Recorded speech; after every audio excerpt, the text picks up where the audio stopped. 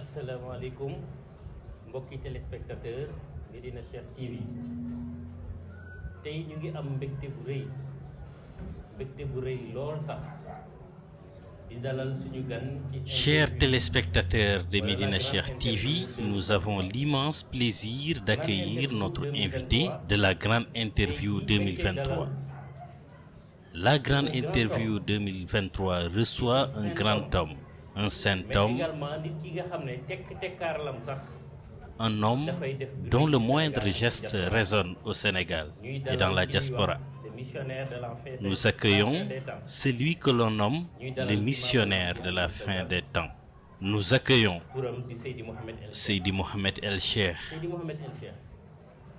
ñu ngi lay nuyu bu baax di la dalal di la wax sincèrement merci. Bienvenue Seydi Mouhamed El Cheikh. Nous vous remercions très sincèrement d'avoir accepté notre invitation car nous vous attendions. Vous êtes attendu pour vous prononcer sur ce qui se passe, en commençant par votre mission qui a démarré. Ensuite, sur ce qui se passe au Sénégal et dans le monde. Des sujets sur lesquels nombreux sont ceux qui attendent votre avis. Vous avez la parole, Seydi Mouhamed El Cheikh. Alhamdulillahi rabbil alamin. Allahumma salli ala sayyidina Muhammadin al-Fatihi lima ughliq wal khatimi lima sabaq nasiril haqq bil haqq wal hadi ila siratika al-mustaqim wa ala alihi haqqa qadrihi wa miqdarihi al-azim. Monsieur Adama Ndione, maa ngi lay nuyu bu baax. Bonjour Monsieur Adama Ndione et bienvenue à Medina Cheikh. Je te remercie ainsi que l'équipe de Medina Cheikh TV qui t'accompagne. Ce sera un plaisir de répondre à vos questions. Vous venez d'évoquer les lieux saints de l'islam à travers la Kaaba, la grande mosquée de Médine.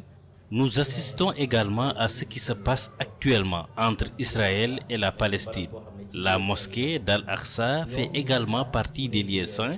Les Palestiniens attendent quelqu'un pour les libérer de l'oppression qu'ils subissent. Et d'ailleurs, lors des dernières manifestations, ils ont clairement indiqué attendre l'imam al-Mahdi. Ailleurs, dans d'autres pays, des persécutions sont dirigées contre les musulmans qui eux aussi attendent un sauveur. Donc, attendent un message de l'imam al-Mahdi. Quel message leur adresse-t-il?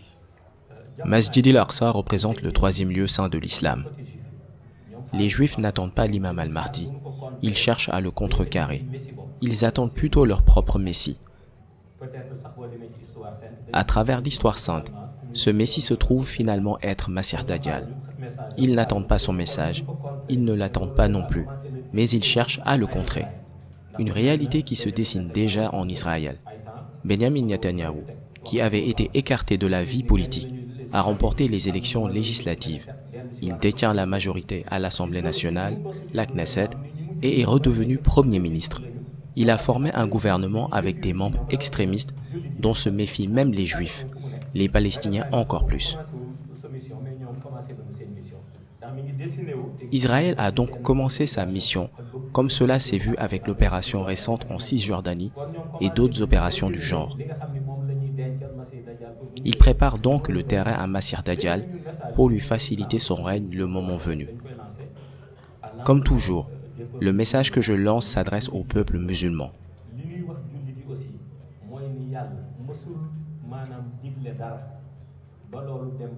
Les musulmans doivent savoir que la promesse d'Allah finit toujours par se réaliser. Le prophète incarne la parole d'Allah, comme en atteste le verset suivant.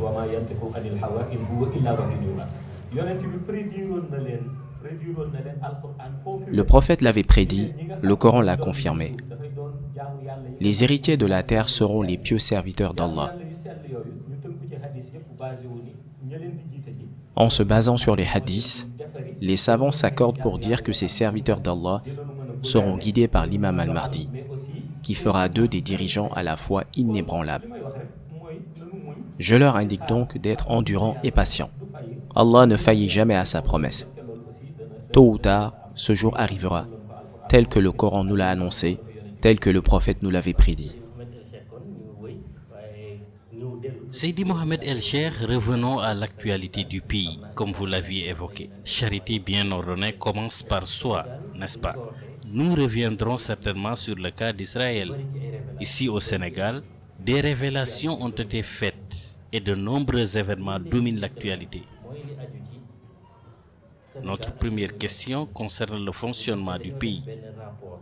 Un rapport dirigé par la Cour des comptes a été récemment publié.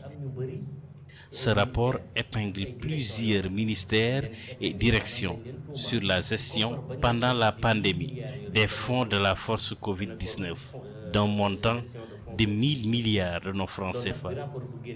Ce rapport interpelle plus d'un, car durant cette période, des mesures ont été prises, telles que la restriction des libertés, le couvre-feu, entre autres. Avec la sortie de ce rapport, comment jugez-vous la gestion des affaires du pays? Il faut savoir que je ne m'intéresse pas toujours à ce qui touche à la production des rapports, aux débats télévisés ou aux querelles politiques.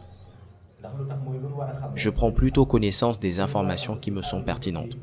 Ces informations, je ne les obtiens pas à travers la télévision via un homme politique, mais c'est Mawlana Cheikh Ahmed Tidjani qui me les communique à l'avance. Suite à cette rumeur, les faits ont été confirmés par eux-mêmes. Au moins une partie de cette somme, soit 6 milliards, a été détournée. Je pense qu'avant de parler de ces 6 milliards, il faudrait dire aux Sénégalais combien de millions vaut 1 milliard. Que représentent ces millions en billets de 10 000 francs, en billets de 5 000 et en billets de 1 000. Si certains minimisent ce montant, les Sénégalais réaliseront qu'il s'agit en fait de beaucoup d'argent. Pourquoi se sont-ils fait épingler? Ce sont eux les coupables. Ce pays fonctionne suivant deux principes différents. Le premier consacre une classe d'individus intouchables. Cette classe peut tout se permettre, tout dire, se servir dans les coffres de l'État comme elle veut. Le second principe définit des individus pour qui un délit mineur pourrait mener à une condamnation à 2 ans de prison. Tant que ce problème ne sera pas réglé, publier des rapports qui épinglent des individus pour des faits de détournement ne sera qu'une tentative pour nous distraire ou nous occuper sur d'autres sujets. Tant que ce problème ne sera pas réglé, ce pays continuera de voir l'argent être détourné, de voir des individus épinglés par des rapports et qui continueront tout de même de circuler librement sans inquiétude. C'est notre vision actuelle du pays. Pouvez-vous nous proposer un brin de solution pour régler cette question? Selon moi, le brin de solution passe par l'homme qu'il faut à la place qu'il faut. Tout individu à qui une responsabilité a été confiée ne doit pas s'imaginer pouvoir leurrer les gens. Il doit plutôt garder à l'esprit que le jour où il sera dans la tombe, avant même qu'il ne soit questionné à propos de sa religion, il sera interrogé en premier sur les responsabilités qui lui avaient été confiées.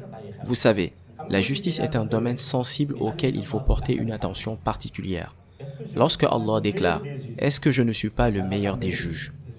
il montre que la justice doit être améliorée et qu'il faut choisir les juges rigoureusement.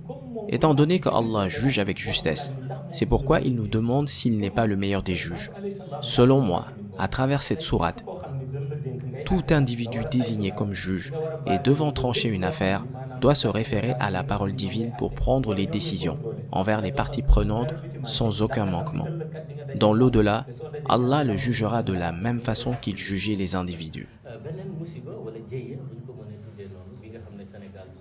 Un autre drame que le Sénégal a vécu est celui des accidents. Ces derniers jours, plus de 60 personnes ont perdu la vie dans des accidents. Des événements survenus à Sikilo et à Sakal. Au-delà de ces deux drames, nous avons dénombré depuis le début de l'année au Sénégal un certain nombre d'accidents qui ont causé la mort d'au moins 100 personnes. Quel est votre regard aujourd'hui sur ces accidents? D'autant plus que vous aviez indiqué des prières de protection pour s'en prémunir. Malgré tout, nous avons constaté une recrudescence des faits. Comment analysez-vous la situation? Vous savez, je n'ai pas attendu que surviennent les accidents pour prodiguer des prières. Mon avertissement sur l'entrée dans le pays de la branche la plus puissante des Afarides, contre qui nous nous battons nuit et jour, ne date pas d'aujourd'hui. Nous avions indiqué des prières pour tous. y compris des prières pour les voyageurs. J'ai averti maintes fois.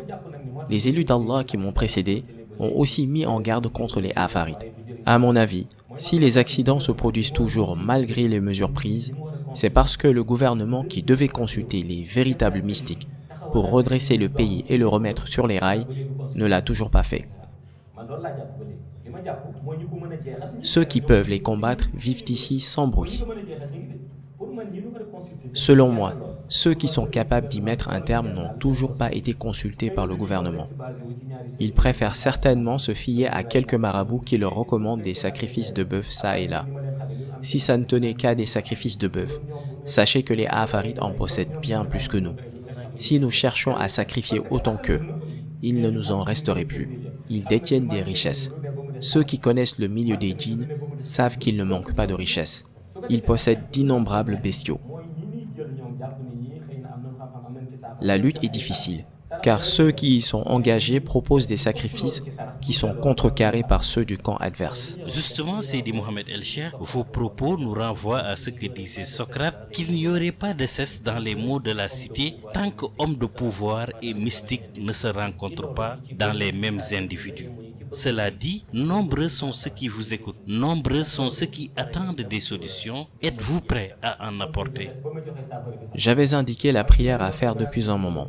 À l'heure où cette branche est rentrée dans le pays, j'ai fourni des invocations qui ont été diffusées partout sur Internet et ailleurs. Désormais, dès que l'on s'inquiète, elles refont surface. Tout récemment, avec le dernier accident, combien de vidéos sont réapparues et dans lesquelles j'évoquais les Afarites?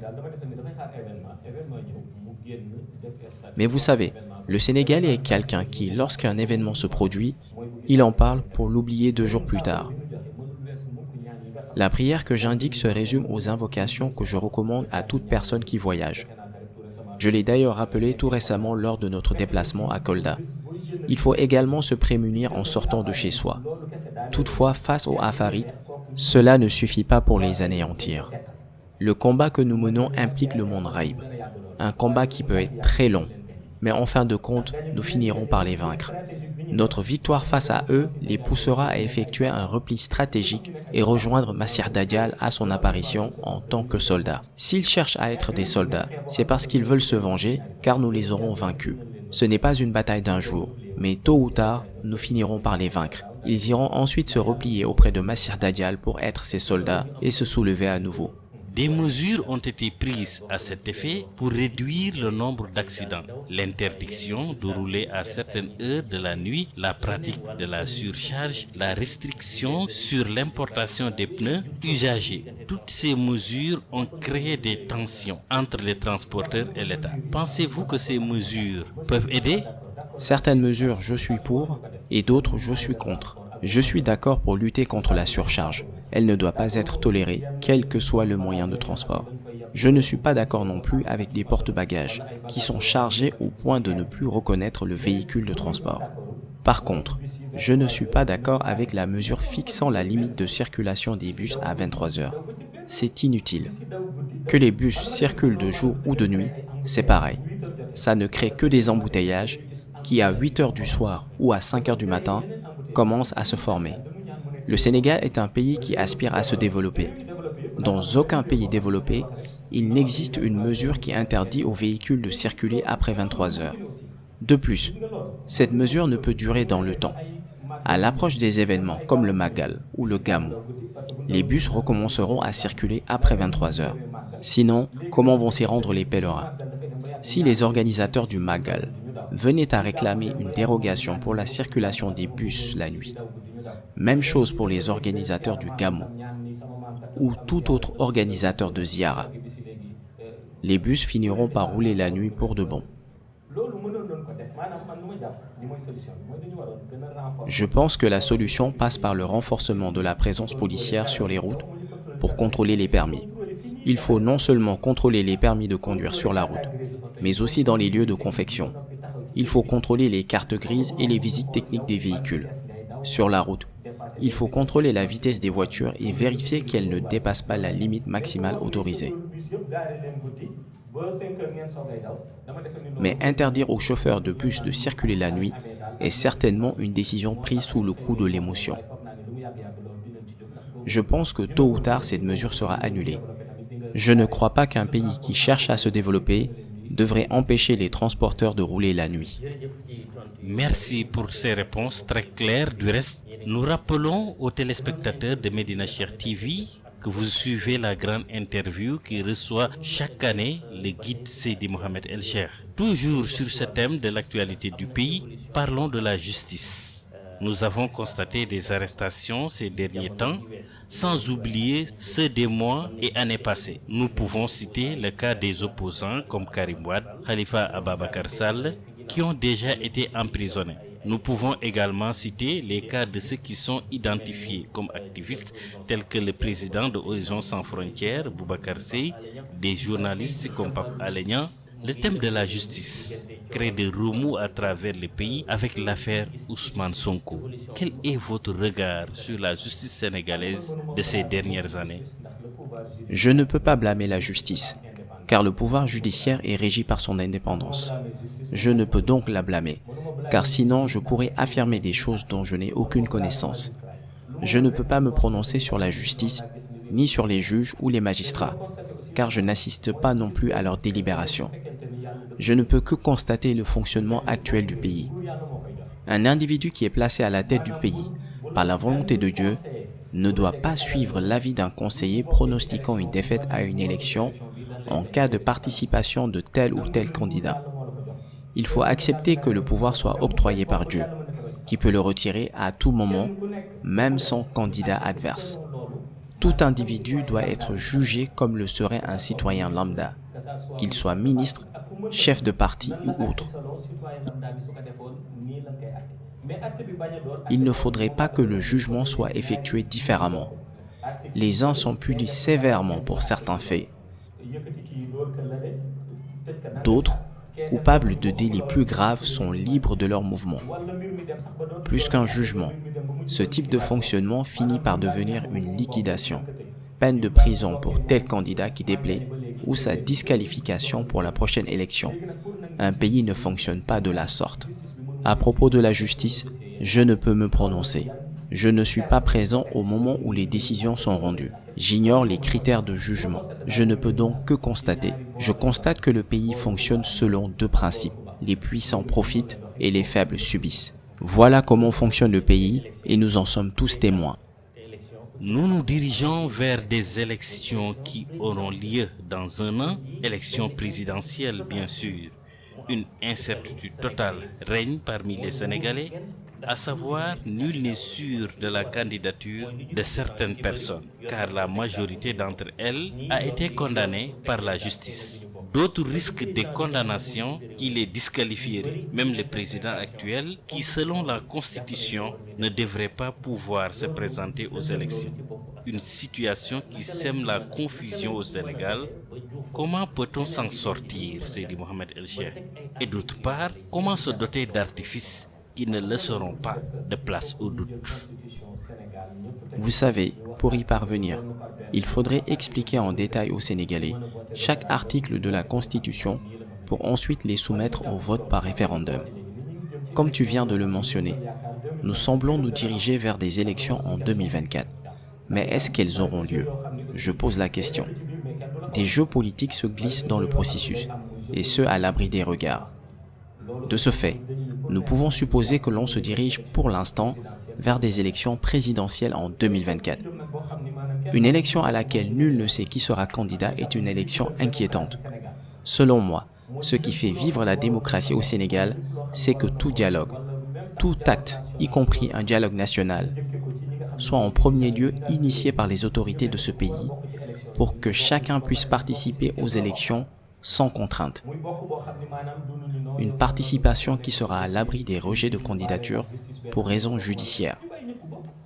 Les Sénégalais pourront alors choisir et voter pour qui ils veulent.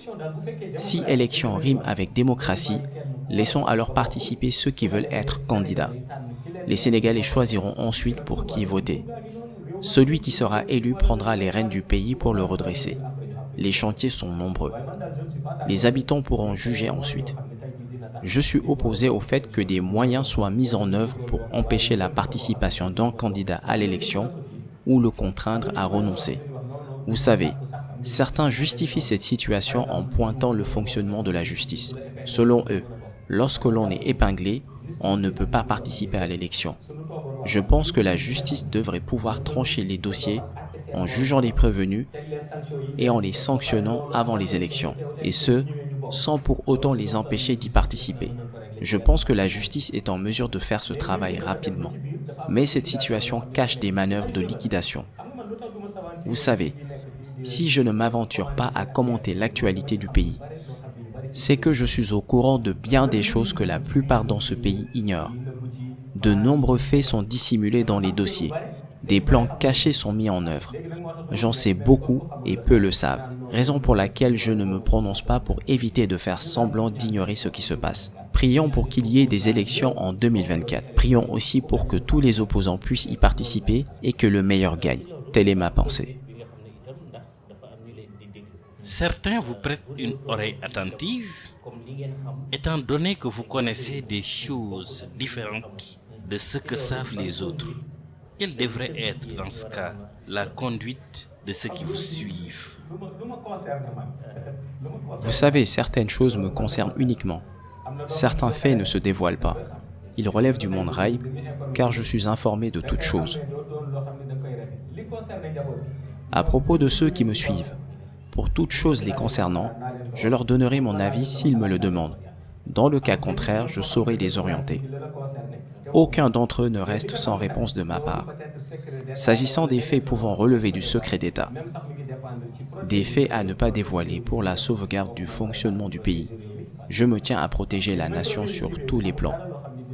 Cette posture n'a aucun impact négatif sur ce que doivent connaître ceux qui me suivent ou encore sur notre démocratie. Sachez que je suis au courant des manœuvres des gens en privé. Je ne prête pas attention à ce que dit un politicien pour connaître son intention. Je sais d'avance la raison de son geste. En privé, je lui indiquerai de laisser tomber son plan et de faire autre chose. Je crois qu'ils ont conscience d'avoir caché bien des choses au pays. Et nombreux sont également ceux qui le savent, mais qui n'en font pas étalage sur la place publique. Si par exemple des journalistes comme moi souhaitent s'entretenir à huis clos avec vous, est-ce que ce serait possible? Si une interview devait être organisée entre vous et moi, même si 1000 journalistes se présentaient et posaient des questions, je ne leur dirai que ce qu'ils doivent savoir. Je ne parlerai que de choses dont j'ai l'autorisation. Je ne parlerai jamais de ce qu'ils ne doivent pas savoir. Je suis comme ça. Je ne dis jamais à quelqu'un ce qu'il ne doit pas savoir. Il ne saura que ce qu'il doit savoir. Si je dis quelque chose à quelqu'un, c'est parce qu'il devait le savoir. Seydi Mohamed El Cheikh, parlons maintenant de l'Afrique. La région du Sahel est de plus en plus exposée à la violence des groupes djihadistes qui s'attaquent aux armées et aux civils. Il s'agit d'un sérieux problème à une époque où l'Afrique est convoitée par plusieurs intérêts étrangers, des intérêts incarnés par des puissances comme les États-Unis, la Chine et d'autres. Aujourd'hui, pour lutter contre ces attaques djihadistes qui, entre autres, entachent la région, que peut-on faire pour mettre fin à ce fléau? D'autre part, quelle devrait être la posture de l'Afrique pour être utile à elle-même plutôt qu'aux autres? À propos de l'Afrique, les djihadistes ont commencé à l'affaiblir sous plusieurs angles. C'est certainement la manifestation des enjeux politiques en cours. On constate actuellement sur le continent, surtout en Afrique de l'Ouest, que de nombreux pays commencent à rompre leurs liens avec la France et son armée pour tenter de nouer des relations avec la Russie ou la Chine. C'est l'expression d'enjeux politiques. Chacun cherche à défendre ses intérêts. Il faut savoir que l'on assimile souvent les djihadistes à la religion. Pour beaucoup d'entre eux, il s'agit en réalité de mouvements qui s'activent dans le grand banditisme. Il y a beaucoup d'amalgames à propos de l'islam, car il suffit qu'une personne prenne le Coran, porte un turban et tienne un fusil en criant Allahu Akbar pour qu'elle soit assimilée à l'islam. Beaucoup de ces soi-disant djihadistes ne prient même pas. Ils ne connaissent aucun verset du Coran et n'appliquent pas les enseignements du prophète, paix et salut sur lui. Pour ceux qui se font appeler djihadistes, certains ne connaissent rien de l'islam, ne se soucient pas du Coran. Pourtant, ce sont les premiers dans leurs vidéos de propagande à s'écrier Allahu Akbar devant un drapeau sur lequel est inscrit La ilaha illallah Muhammad Rasulullah. Certains de ces individus désignés djihadistes sont des membres du Mossad, les services secrets israéliens. D'autres djihadistes sont des membres de la CIA ou d'autres services secrets. Ils se justifient en prétextant être des infiltrés. Donc il ne faudrait pas que l'islam accepte que les actes des djihadistes soient mis sur son dos. Il faut faire preuve de discernement pour reconnaître celui qui parle au nom de l'islam et celui qui parle pour son intérêt personnel. L'islam n'est pas respecté dans la mesure où n'importe qui peut se déguiser en musulman armé et agir en son nom. C'est inadmissible. Je constate que dans la région du Sahel, en Afrique, les actes de la majorité de ces individus favorisent le grand banditisme. Que font les djihadistes? Attaquer une localité et enlever les jeunes filles, piller, saccager les commerces et emporter le butin. Est-ce ça lutter pour l'islam? Est-ce ça lutter pour le prophète? Certains se rendent même dans une mosquée à l'heure de la prière, puis se font exploser. C'est ça servir le prophète? De grâce, n'associez plus ces individus à l'islam. L'islam doit désormais se dresser pour faire savoir à ceux qui les encouragent les armes pour déstabiliser des pays et y établir la politique du diviser pour mieux régner, qu'ils doivent assumer leurs responsabilités et ne pas les associer à l'islam. L'islam n'est pas le terrorisme. L'islam est une religion de paix, d'union, d'entraide, de solidarité, mais surtout une religion de pardon. À propos de l'Afrique, quelle devrait être la posture du continent pour ne plus être l'objet de convoitises? Empêcher le partage de l'Afrique ne sera pas chose facile, car tout dirigeant élu cherche à s'éterniser au pouvoir et à le transmettre à sa descendance. Cela ne représente pas la démocratie. Un dirigeant doit comprendre que le pays n'est pas sa propriété. À un moment, il faut laisser la place à d'autres personnes aussi compétentes que lui, voire plus, pour prendre la relève. Si en Afrique, la plupart des dirigeants ne sont intéressés que par leur trône, cherchant à transmettre le pouvoir de père en fils continuellement, si l'Afrique ne raisonne que de la sorte, dans bien des domaines, nous serons toujours à la traîne. À l'image du Mali, est-ce que cette volonté de prendre son destin en main est une démarche encouragée?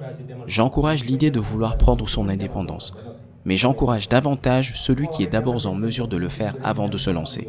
Je n'indique à personne de le faire sans en connaître le chemin. J'indique à celui qui en est capable et qui dispose des compétences nécessaires pour diriger son pays comme il se doit, de prendre leur destin en main.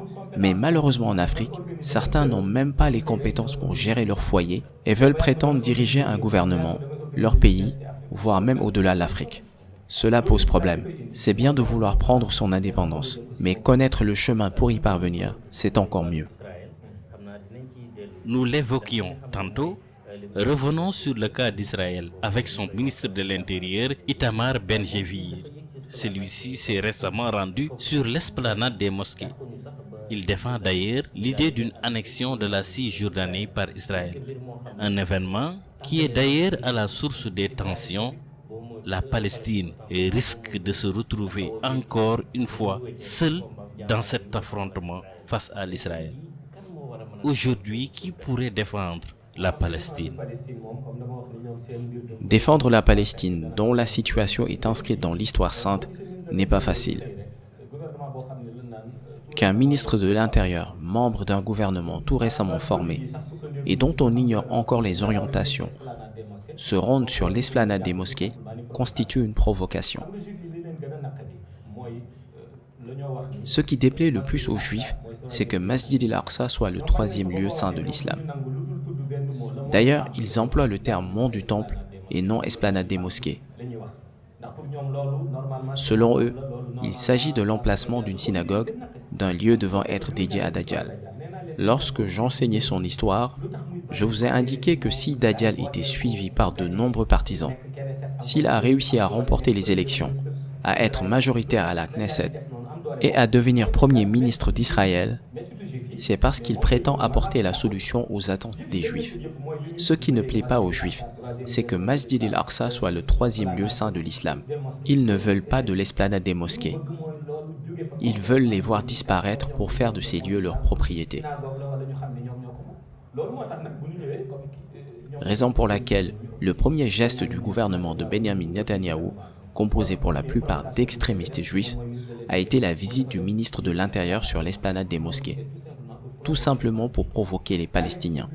L'annexion de la Cisjordanie est un projet entamé de longue date. D'ailleurs, elle est à la source des tensions récentes. La situation de la Palestine, qui est inscrite dans l'Histoire sainte, ne prendra fin qu'avec la descente d'Asa ibn Maryam alayhi salam. Ma recommandation de toujours est la suivante, qu'ils restent patients. Nous prions pour eux, c'est tout ce que nous pouvons faire. Quiconque se propose d'aller résoudre le conflit maintenant et consulte les manuels de l'Histoire sainte à Ray réalisera que ce conflit relève de la volonté divine et ne s'achèvera qu'avec la descente de Asa ibn Maryam. Restons sur l'actualité internationale. Nous avons assisté à un acte ignoble à l'étranger. Un homme politique de l'extrême droite suédoise, Rasmus Paludan. Il a brûlé un exemplaire du Coran, un acte qui a entraîné des réactions auprès de la communauté musulmane. Même le chef de l'État a condamné à travers un tweet. En tant que détenteur de la mission universelle, comment jugez-vous cet acte?